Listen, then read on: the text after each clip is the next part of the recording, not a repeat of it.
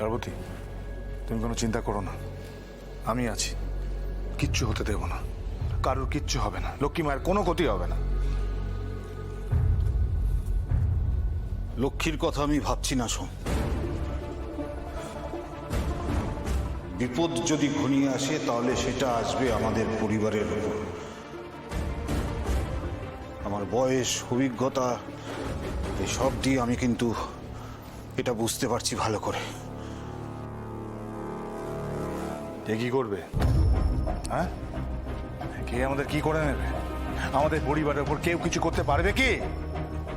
এই সমস্যাটা তো এখন দাঁড়িয়ে আছে, কারোর ক্ষমতা নেই কিছু করার। কেউ যদি কিছু করে না, তার চোখ উপড়ে নেবে। যা পারিস কর। এসব কথা শুনতে না আমার আর ভালো লাগছে না।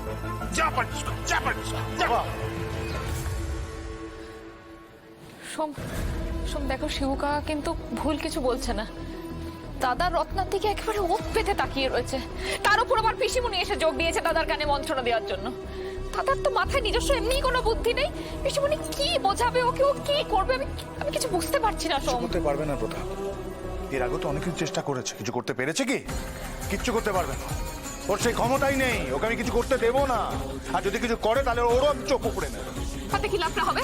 ফোন করে দেবো ওকে। আরে বাবা, দাদা বলি জেলে নিয়ে যাবে। ও দাদা বলি, শোনো না, বলছি কি, আমার না খুব ভয় করছে। তুমি এদিকে এসো, তুমি এদিকে এসো। বলছি আমরা কিছুদিনের জন্য অন্য কোথাও গিয়ে থাকতে পারি না? কি বলছিস রত্না? এটা আমাদের ভিটে বাড়ি, এই বাড়িতে আমরা বড় হয়েছি, এই ভুবনপুরের মাটিতে আমরা থেকে বড় হয়েছি। এই ভিটে মাটি ছেড়ে আমরা কোথায় যাবো?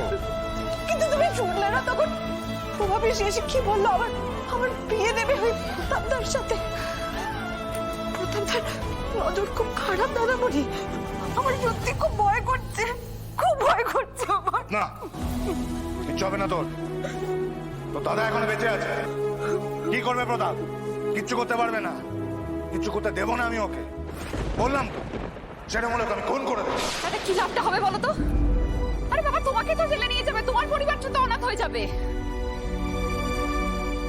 তার থেকে বরং ঠান্ডা মাথায় সবাই মিলে বসে একটা সিদ্ধান্ত নিয়ে একটা বুদ্ধি বের করি। কি বুদ্ধি? দেখো, অম্লান রত্নাকে ভালোবাসে, আর আমি যতদূর জানি রত্নাও অম্লানকে যথেষ্ট পছন্দ করে। কেউ কিছু করার আগে আমরা যদি ওদের দুজনের বিয়েটা দিয়ে দিতে পারি, তাহলে কিন্তু সবটা দিক রক্ষা পায়। তাতে তোমার কি মনে হয় পার্বতী? আমার কাছে যদি এই মুহূর্তে বিয়ে দেওয়ার মতো সামর্থ্য থাকতো, অর্থ থাকতো, তাহলে আমি বিয়ে দিতাম না? এমনি চুপ করে বসে আছি? হ্যাঁ, আরে বাবা, নমো নমো করে বিয়ে দিতে কত খরচা হবে? সোম, মন্দিরে নিয়ে গিয়ে বিয়ে দিয়ে দেবো, আমরা দুজন জোগাড় করে নেবো। সেটা কি কেমন খরচা হবে বলো তো? না না, আমার রত্নার নমো নমো করে বিয়ে হবে না, এ আমি কোনোভাবে মানতে পারবো না। আমি দেবো না অম্লানের সাথে রত্নার বিয়ে। আমার বোনের বিয়ে হলে ধুমধাম করে বিয়ে হবে, আমি সেই ব্যবস্থাই করবো। কারণ নমো নমো করে মন্দিরে গিয়ে আমি বিয়ে দিতে পারবো না। দেখো সোম, আমি তোমার ইমোশনটা বুঝতে পারছি, কিন্তু এখন ইমোশনের সময় নয়। তুমি বাস্তবটা বুঝতে পারছো না, একটা অবাস্তব ভাবনা ভেবে এখন কি হবে? তুমি বাস্তবটা বুঝতে পারছো না পার্বতী? আমি আমার বোনকে ধুমধাম করে বিয়ে দেবো, সেটা অবাস্তব? কি করে বলছো এই কথাটা? আমরা যে সিচুয়েশনে দাঁড়িয়ে রয়েছি সোম, তাতে এখন ধুমধাম করে বিয়ে দেওয়ার প্ল্যানিং করাটা একটা অবাস্তব ভাবনাই। কোনো রকম বিয়েটা দিয়ে দিতে পারলে সবটা দিক রক্ষা পায়, সবাই রক্ষা পায়। তোমার নিজের বোনের তুমি এই কথা বলতে পারতে?